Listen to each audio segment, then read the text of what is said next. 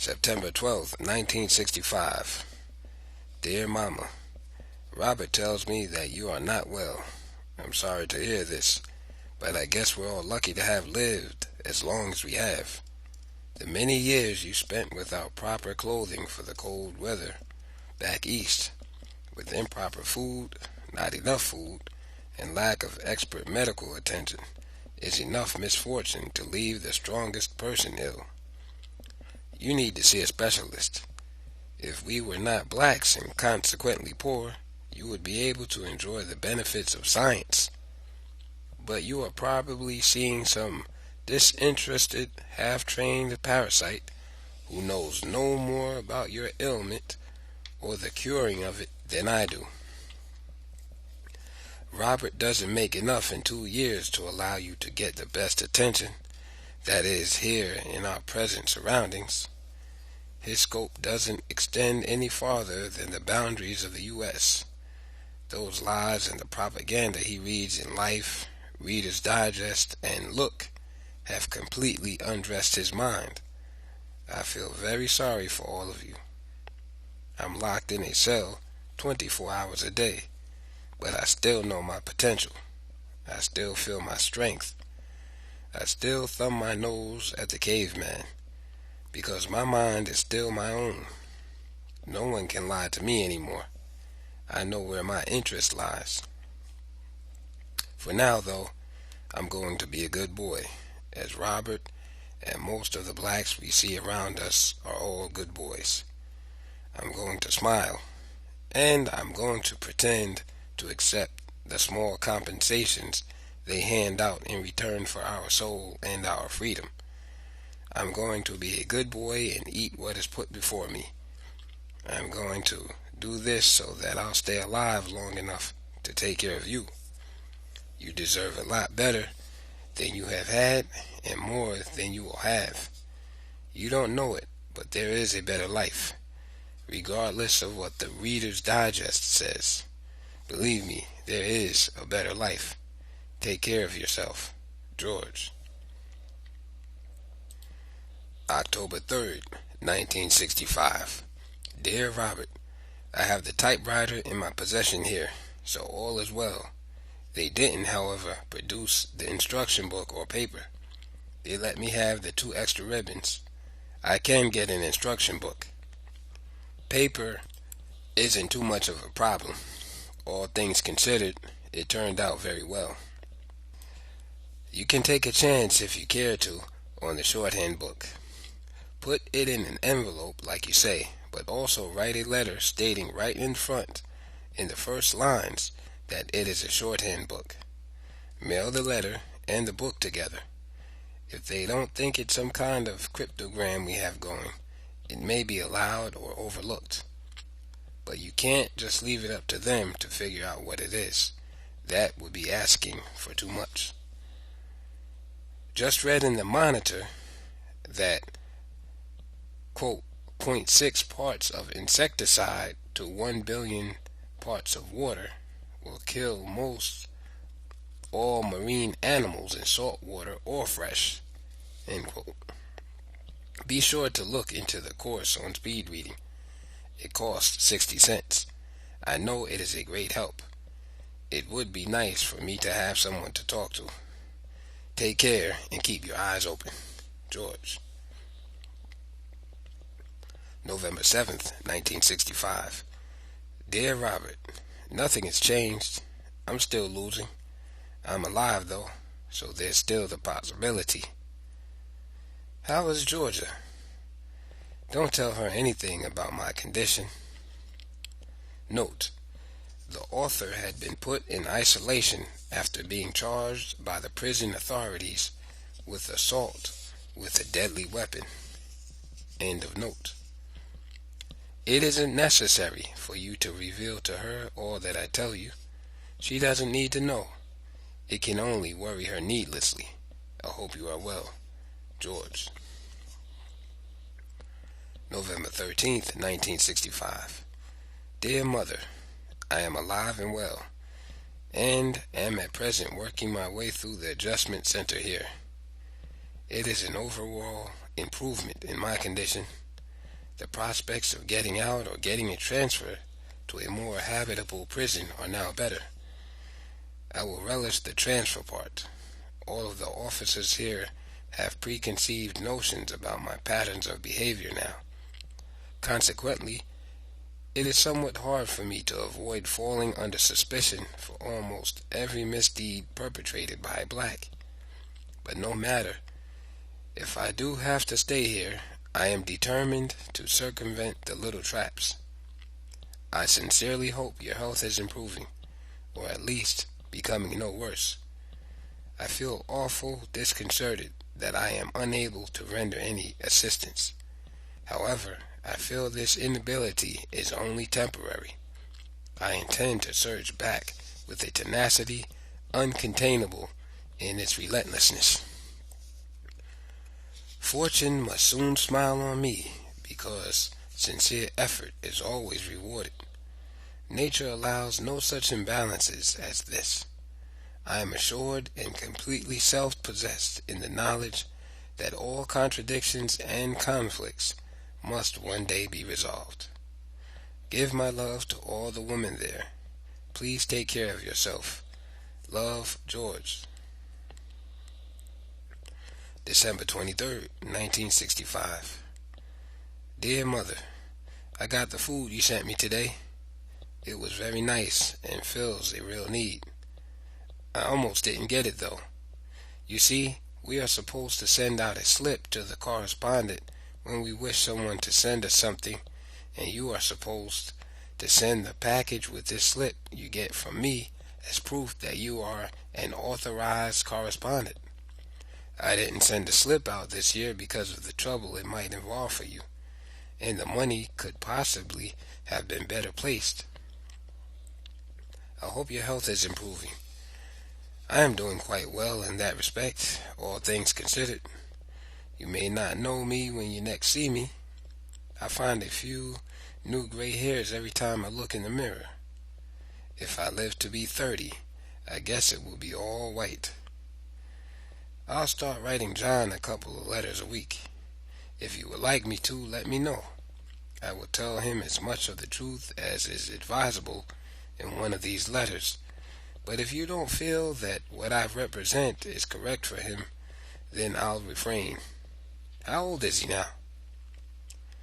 I guess I'll be getting a transfer or going out to the main population soon. A couple of months more of this and I think they will let up on me. About parole, I can't say, but I am not alone. I don't feel so distressed when I look around me and see others like myself experiencing the same thing. The uniformity of our condition seems to lend support to each of us. I don't think the administrators fully understand. I have the strangest feeling that they may not understand how this atmosphere they foster nurtures a mindless, hopeless mass. It is suicidal incompetence. The strong can afford to be incompetent or wrong sometimes without loss of face. Even the mightiest and most capable of men are only human. But he who attributes to himself omnipotence must never be wrong. For once a weakness is found, no matter how small, in one who claims omnipotence, he is completely exposed.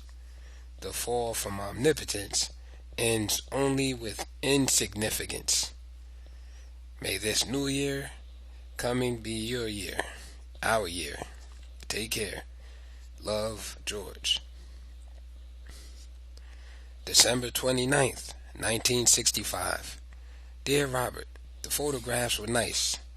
Penny sent me one of her baby also. I thought him very beautiful. Send me her address. Also send Dolores. Dolores looks well. Tell her I love her and that the baby looks just like her. She has 2 babies now, hasn't she? I'm an uncle 3 times. John should be the main concern now. By now you should have seen enough to know how to proceed with his development. He doesn't look too healthy to me. He looks thin, pale, and soft.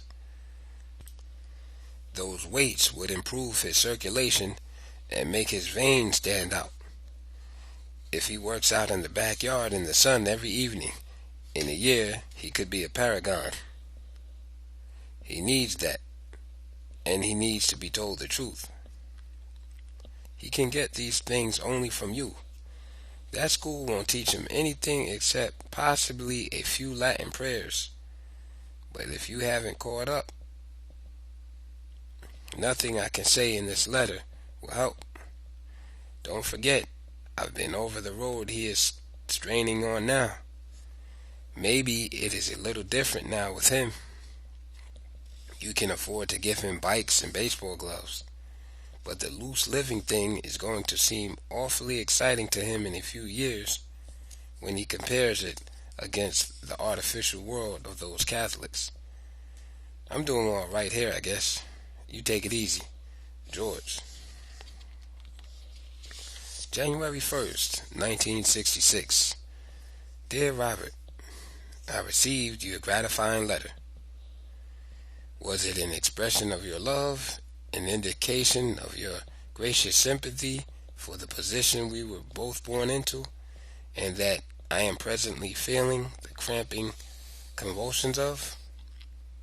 I got the money. If I feel like a burden to you, it is best that we suspend exchanges until I've struggled on back to my feet. You probably don't feel that you owe me anything, and I guess you don't, since you have accepted the values and customs of these people we live among. In that light, I owe to you the unquestionable honor of my struggle within this American dream. What can I say to you, my friend? I've been wondering if it would be best to lie to you and hide myself, say only what I know so well that you like to hear. I hesitate to do this because you have been lied to so much already. To add to this may be my last and greatest and most unpardonable crime against you. You are the older of the two of us. You are a man in your way, and there is much merit in the manner you have conducted yourself these last 25 years. To have lived through the period of your early youth is in itself a qualifier for respect. The following shocks and strains were surely enough to drive the strongest man to distraction. All the honor that you are due I freely give. However, we, the humble representatives of the future generations, have at our disposal all the accumulated knowledge and experiences of all past generations to build our thoughts. I have made no mark as yet, to be sure, but why is it that we cannot communicate? What is it that bars our efforts to exchange thoughts and ideas? The fault could lie in my presentation. If so, I will make every effort to correct my deficiency, because it is to the interest of us both that we meet on the same level. Can you understand that a meeting of the minds will have to precede any advancement of our combined fortunes? The question is whether we will be able to overcome the malicious efforts and forces that divide us, and be able to put group interests before personal petty prejudices and preconceived notions. Or will we all end by turning our backs on each other and going our way in anger? I'm tired, my friend. Real tired. I've got a pain deep in my stomach, and I'm tired pretending that the obvious doesn't exist, and that this is the best of all possible lives. It is not, and if a concentrated effort isn't made to finally learn and use the lessons set forth in history, unthinkable chaos will result. I know that it probably will not come true, but may this be your year, our year, to realize the promise that being born a man brings. George. February 23rd, 1966. Dear Mama, I have been hoping that you would write and acknowledge my last letter. I hope it doesn't worry you too much that I will not be considered for release for some time yet. It worries me enough. I hope your health gets no worse at least. I'll be with you as soon as I can. I've got some clean time in now already and plan to do as well for the rest of this year so that in December they will let me go. They have promised me this anyway. I don't put any confidence whatever in what they say, but the hope remains. I am in the main population now. I was released from the adjustment center lockup today because of good conduct and have a good program set up for me, one conducive to parole consideration.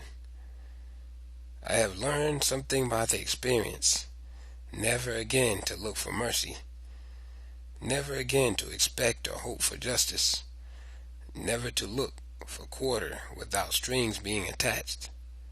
The last illusion has been shattered. I know the way from here.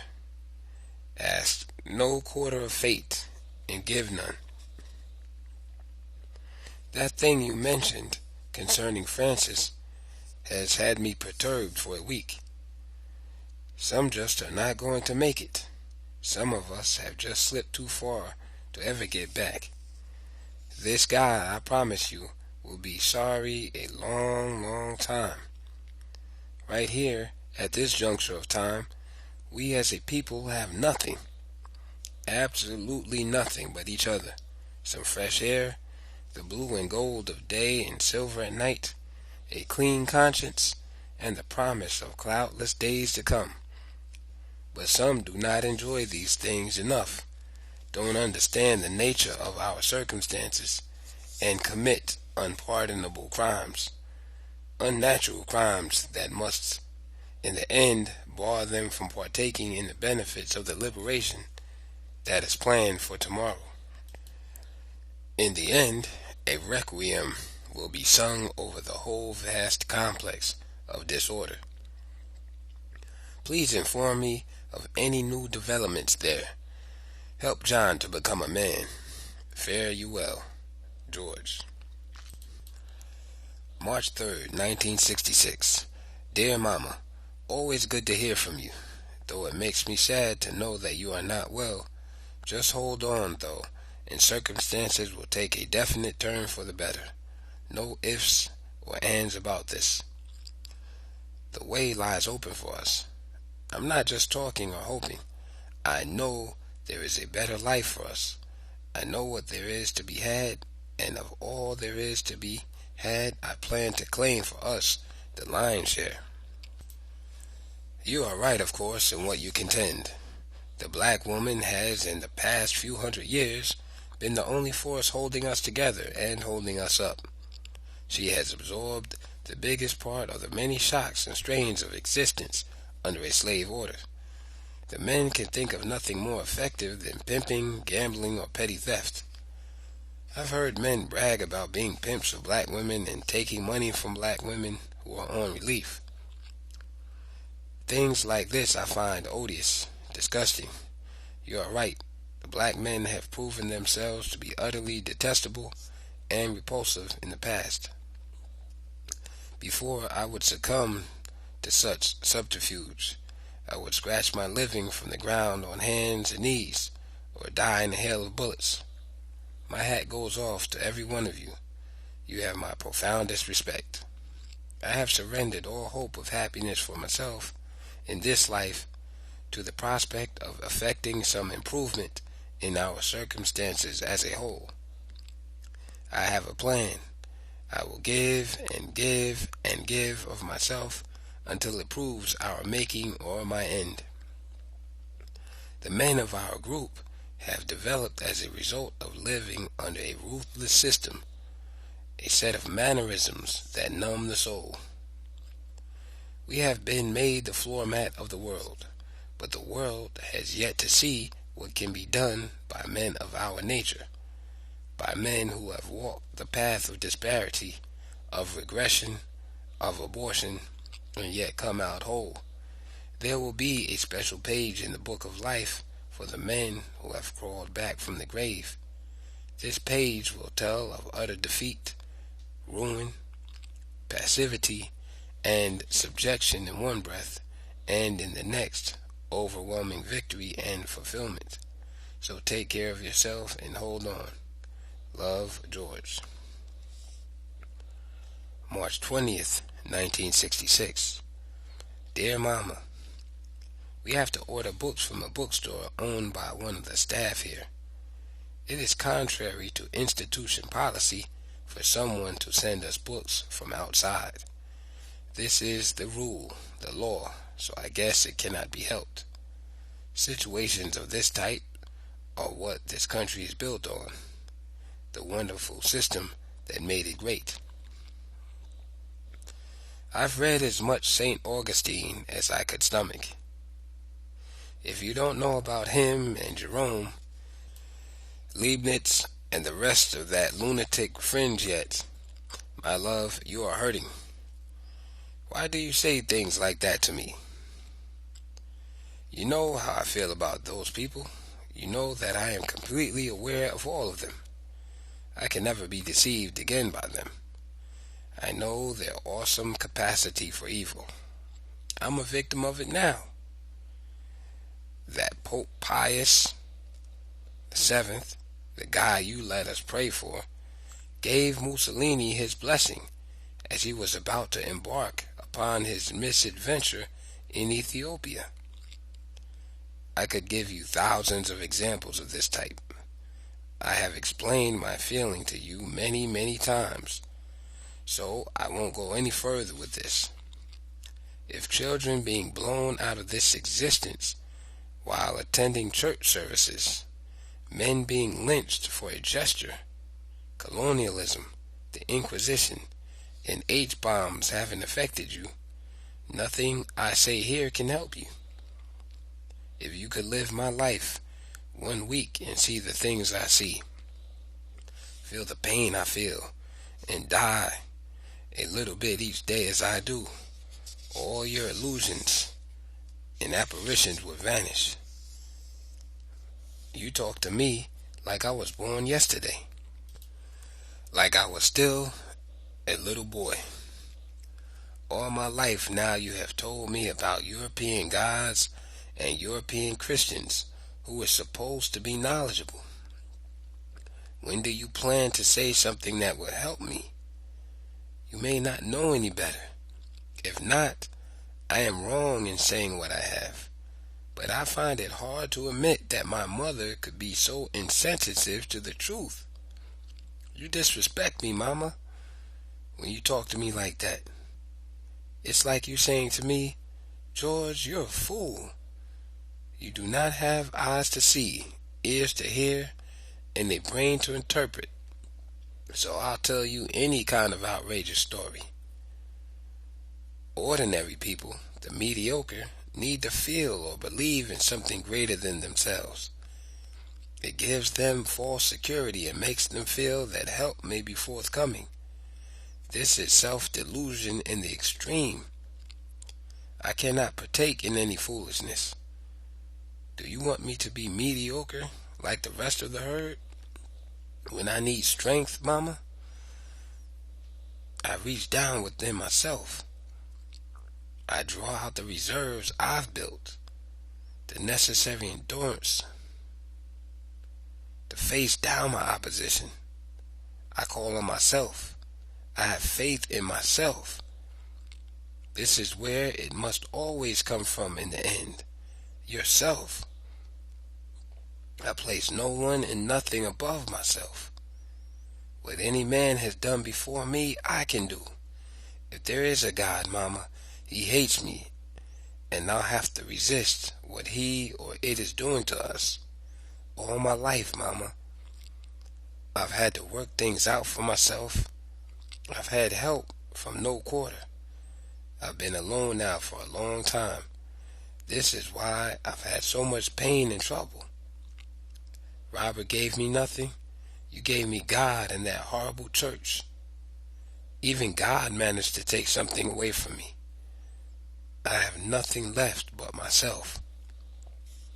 Love, George. April 17th, 1966. Dear Mama, I received your card. Nice of you to think of me on Easter. Getting that card sure made me feel a lot better. You know how important Easter is to me. Are you any better?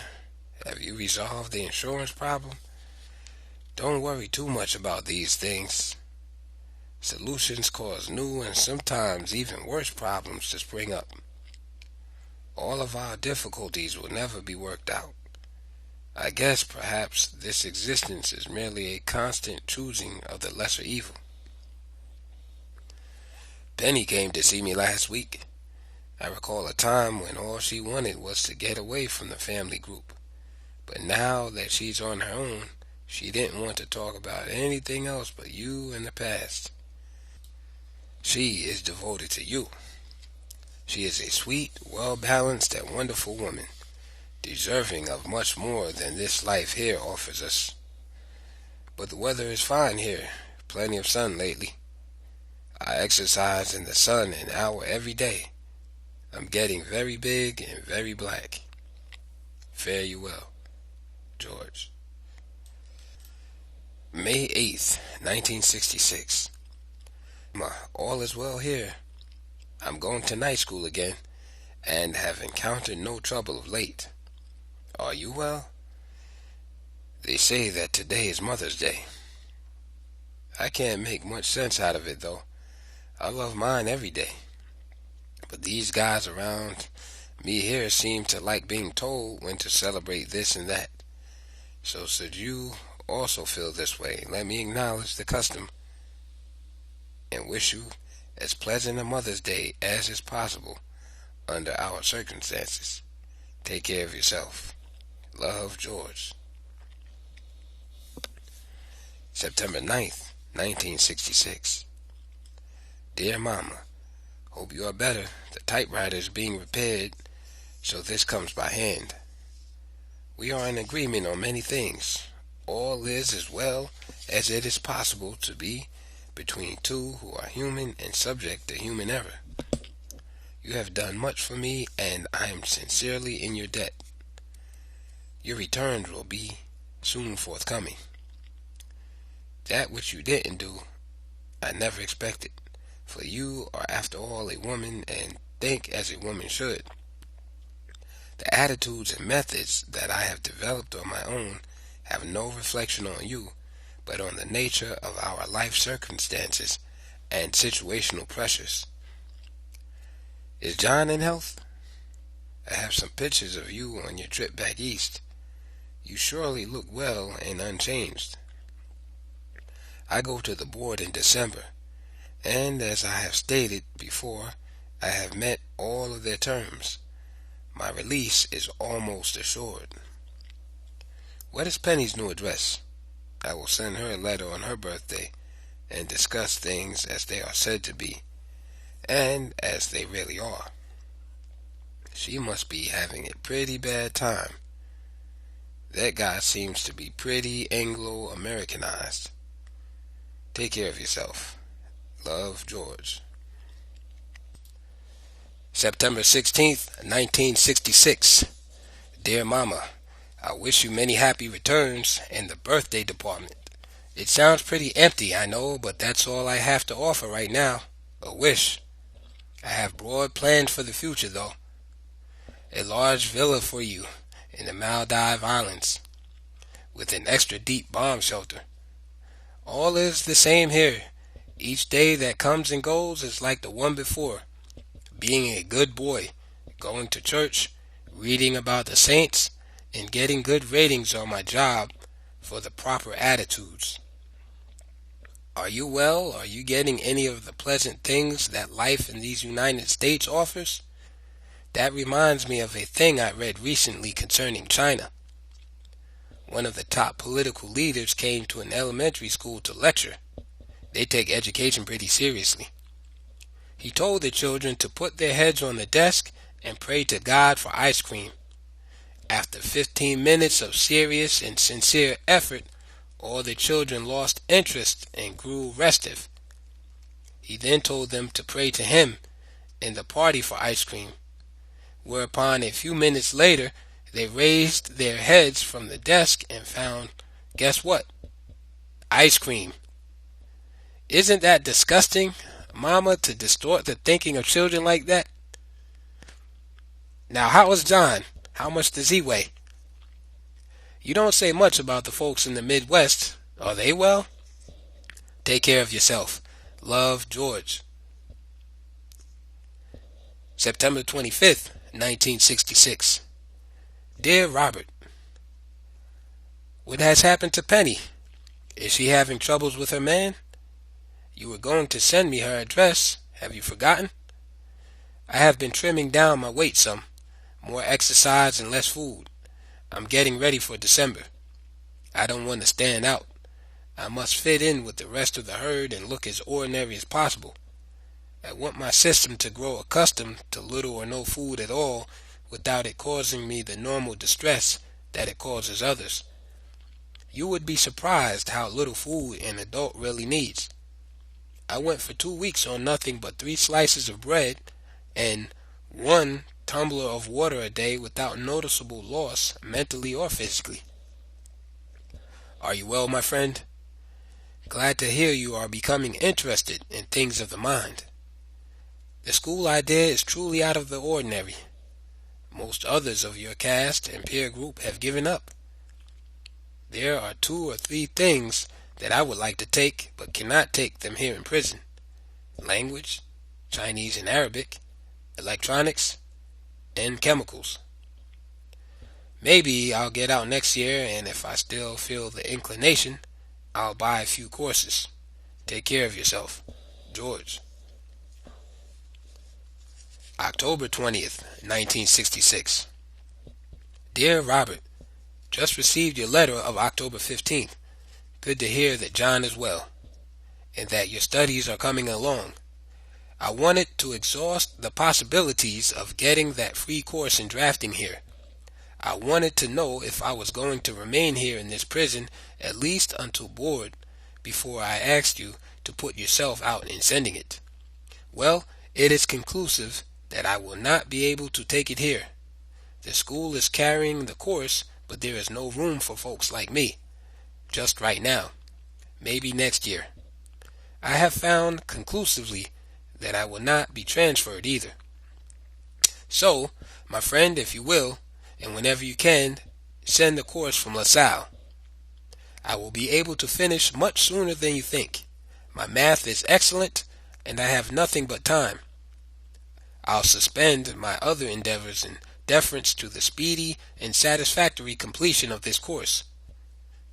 Upon closer examination of all the facts involved in my doing something like this in here, I also find that plastic tools are not necessary. I can have and use anything necessary for the course. LaSalle sends all of these tools right along with the course, so things are not as complicated as I thought them at first to be. Very likely I will be given a parole date this year. If so, or perhaps to increase the possibility, I should have a job offer here on record.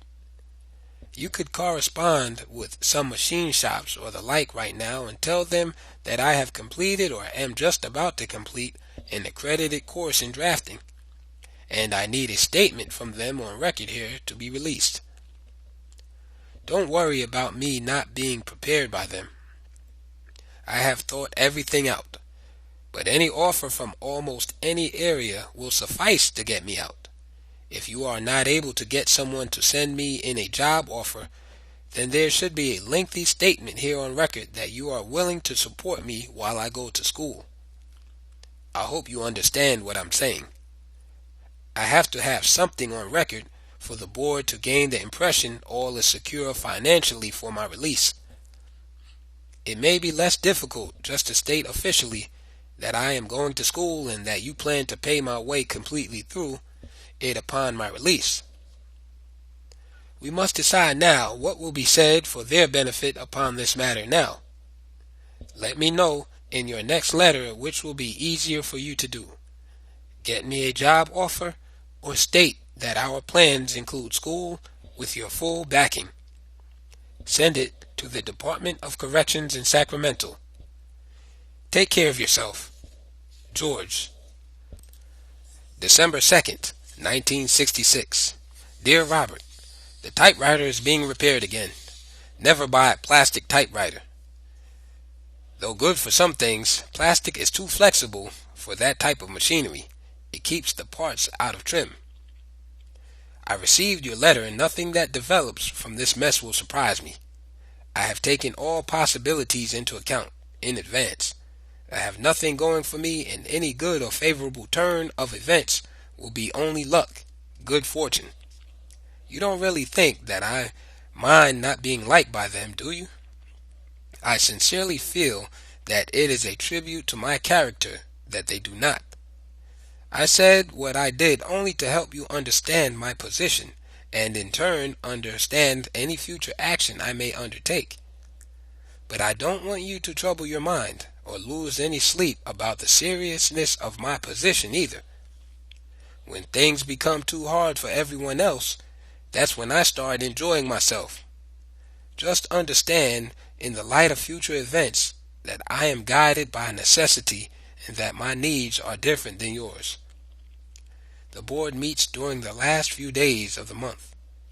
Take care of yourself, my friend. George. December 3rd, 1966. Dear Robert, I am worried about Penny. Does she write you? Have you let her know that should she need a refuge or a strong arm, she can find them in her father? Women need to know these things. It is tormenting to them to know that they are alone, can look to no quarter for string-free aid. If Penny felt that she had no choice in the matter, no help, she would accept ill treatment forever. But then an offer of help must seem freely and honestly given to be of value. Are you well, my friend? The climate here is terrible, and I am not talking about the weather. Each day is a trial. I stay close to my cell these days, reading, working on my book. Take care of yourself. George. January 3rd, 1967. Dear Mama, I have at least another 14 or 18 months to do. Of course, I could do the rest of my life here, not taking into account a possible change in the system of government and economics, a change of hands, that is. They gave me no consideration at the board, the same people that gave me their promise last year. I was not surprised. I was completely prepared for this. Take care of yourself. George. January 12th, 1967. Dear Mama, your letter was well received. It left me feeling better than I have felt for years. I have never felt as close to any human as I do to you now. Your thoughts mirror mine exactly. Why have you left me alone to my struggle so long? I know the answer to this must be that we hesitate to reveal or acknowledge the existence of ugliness to the ones we love, even though the knowledge of such may better equip them to resist the effects of evil. I am going into my 7th year here.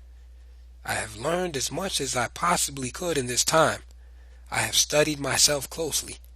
I have studied people, human and inhuman, wanting to know and understand.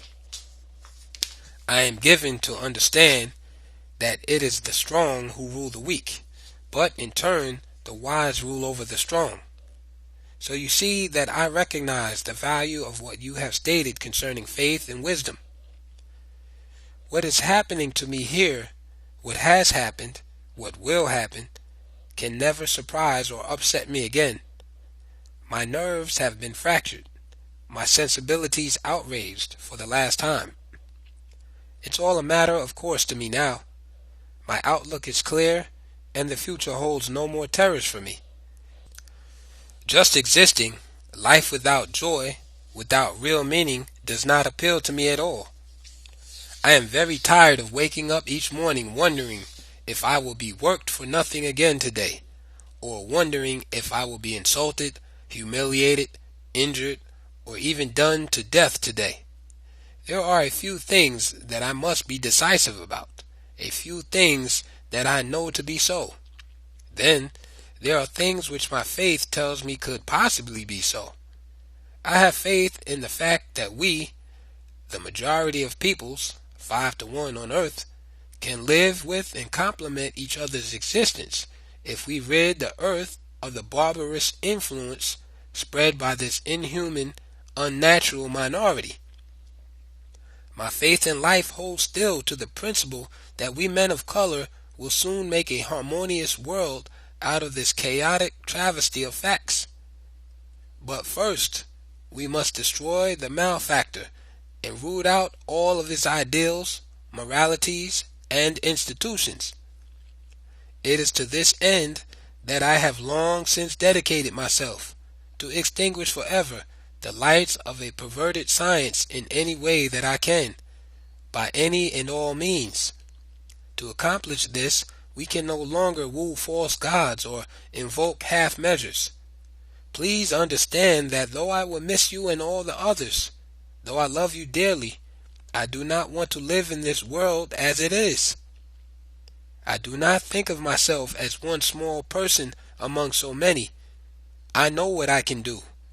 I know I can build and cause things to happen, but I also can be hurt.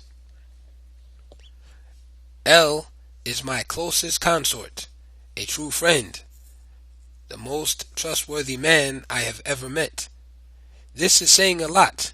Believe me, trust is a difficult thing to build between men brought up under Anglo-American or Western cultures. I learned much from him. He is also tired of seeing himself through the eyes of others on Amos and Andy and I Spy. This individual comes to you with my highest recommendation. He will help me. You help him to help me. His intelligence and character are unquestionable. George. January 23rd, 1967. Dear Robert, I tried to write several times these last couple of weeks, but my letters all came back with a note attached explaining what I can and cannot say. Have you been well? How old are you now, Pop? Where were you and what were you doing when you were my age? 25? I bet you were not doing too much better than I am now. You probably were not in prison. Well, I know you were not.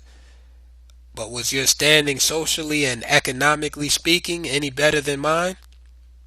I guess it was, since you at last had limited freedom of movement.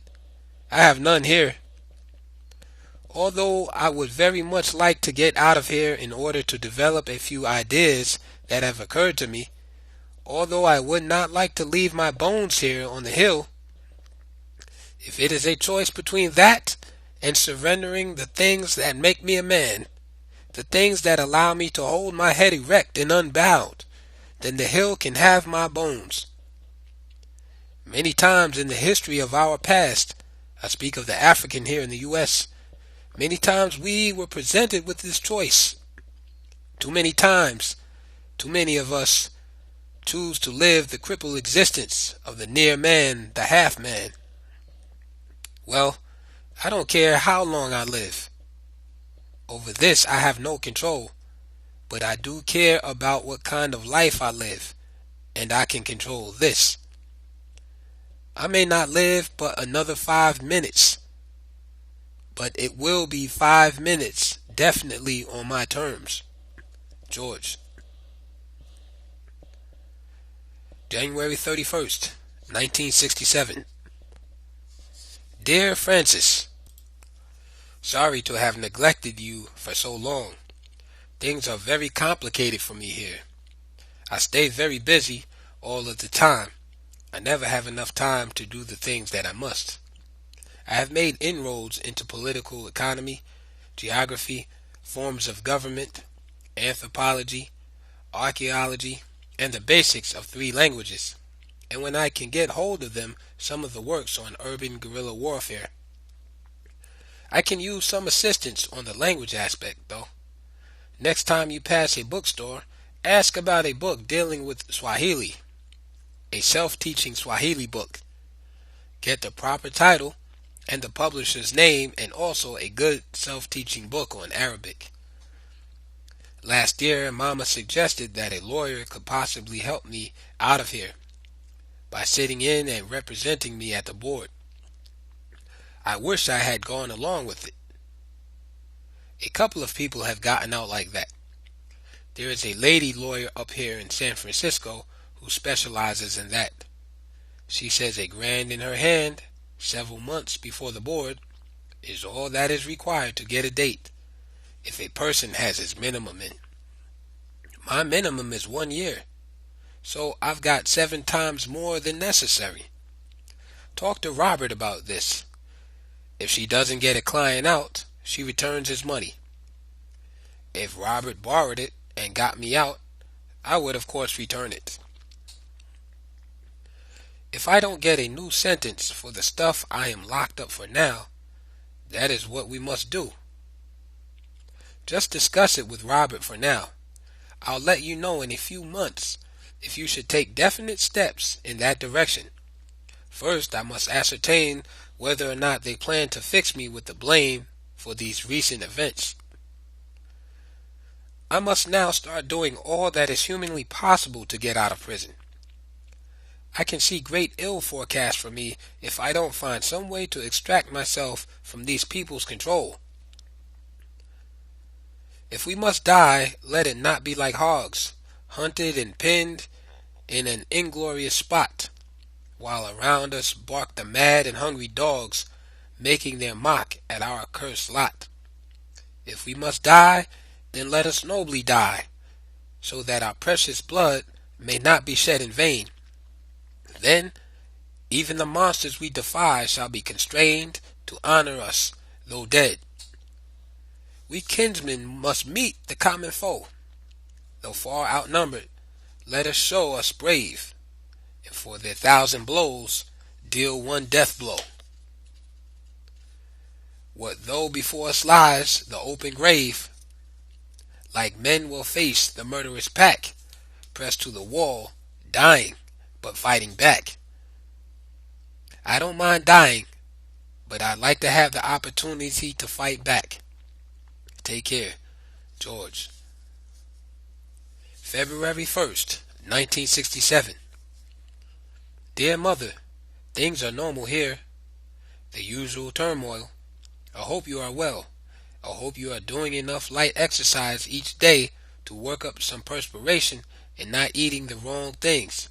Pork, sugar, white bread, etc. I'm very careful in this respect and enjoy almost perfect health and great reserves of energy and strength in spite of my circumstances. But I do heavy exercises, maybe 2 hours worth a day, every day, in closed confinement, where I cannot get to any workout facilities. As now, I work out somewhat differently. I take neat piles of books and magazines tied together and exercise with them. For you, I imagine some deep knee bends, touch your toes, and say some push-ups would be fine. You would do 5 sets of 10 of each exercise. For example, start by doing 10 push-ups. Rest a minute or two, do 10 more. Rest a few minutes, etc., until you get to 5 sets. Then go to the next exercise. Stay young and firm that way. Resistance to body disorder stays high or builds up. You know, when they locked me up this time, all my personal property came up missing. I'll have to replace everything. 2 personal chess sets, toilet articles, the black sweatshirts. I had 4 of these, but saved only the one I had on. Even the plastic tumblers I used to drink with in the cell, everything is gone. I'm not sure about the typewriter. I can't get any information on it. I know that I don't have it here. Whether it is safe somewhere else, I don't know. Then, too, several of us blacks were locked up at the same time for just about the same thing. They go to the small adjustment center yard each day for 2 hours. I am forced to remain in my cell. No fresh air, no sun. 24 hours a day in here. It doesn't bother me though. I've trained myself not to be disorganized by any measure they take against me. I exercise in here and pursue my studies. That fills my day out nicely. Since I know that I am the original man and will soon inherit this earth, I am content to just prepare myself and wait. Nothing can stop me now, but I do sometimes wonder just exactly how they got the way they are. I know beyond question the extent of the evil that lurks in their hearts. I see the insane passion inherent in their characters to dominate all that they come in contact with. What aggressive psychosis impels a man to want his dessert and mine too? To want to feast at every table, to want to cast his shadow over every land. I don't know what they are. Some folks call them devils, doers of evil. I don't know if this is an adequate description. It goes much deeper. From their footprints, I see that they are descendants of Pithecanthropus erectus, like ourselves, but here the similarity ends. I refuse to compare myself with a man who for one truth will tell 99 lies, with a vampire who cannot stand in the sun and do a day's work, and with someone who thrives upon the blood, sweat, and tears of any who fall within his power. But doomsday is dawning. On this most awesome day, all imbalances and contradictions must be resolved, and there will be some of us who will be left to rebuild this world and people these lands with the civil men. George. March 1967. Dear Mother, I guess Robert told you what happened to me here. My comrades have prevailed upon me to desist for a time, but I must decide for myself. In any event, I won't lose my head. This is a terrible price to pay just to stay alive, or I should say just to exist. I have never really lived. You know, I've grown very, very tired of talking and listening to talk. King and his kind have betrayed our bosom interests with their demagogic delirium. The poor fool knows nothing of the antagonist's true nature, and has not the perception to read and learn by history and past events. In a nonviolent movement, there must be a latent threat of eruption, a dormant possibility of sudden and violent action if concessions are to be won, respect gained, and the established order altered. That nonviolent theory is practicable in civilized land among civilized peoples, the Asians and Africans, but a look at European history shows that anything of great value that ever changed hands was taken by force of arms. I cannot let my feelings become involved. I must not fall victim to a play of emotions, because it will limit my ability to act in my defense. You know the world. The depressed peoples of the world are very shortly going to grow tired of being wooed and lulled into passivity and quiet endurance by chromium and neon lights. The soft music from the many well-placed public address loudspeakers and car radios will no longer serve as balm to the thwarted hopes, defeated aims, and brutal suppression of needed change. They'll come out of their coma with a bloodlust and justified indignation for social injustice that will sweep the asphalt right from under the empire builders.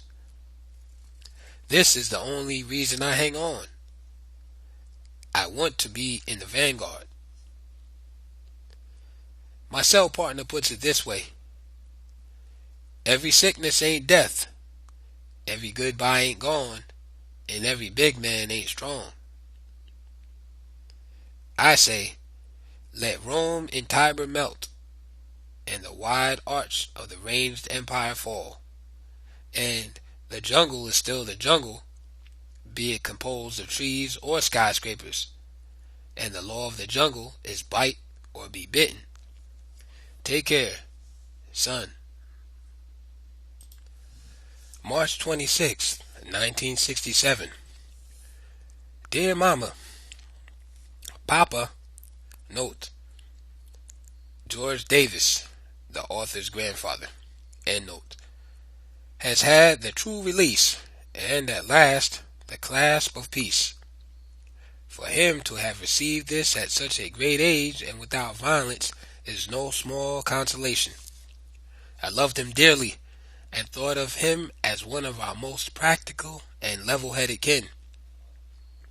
You probably don't remember the long walks and talks Papa and I used to take, or the long visits when he lived on Lake Street and we lived on Warren, but I remember.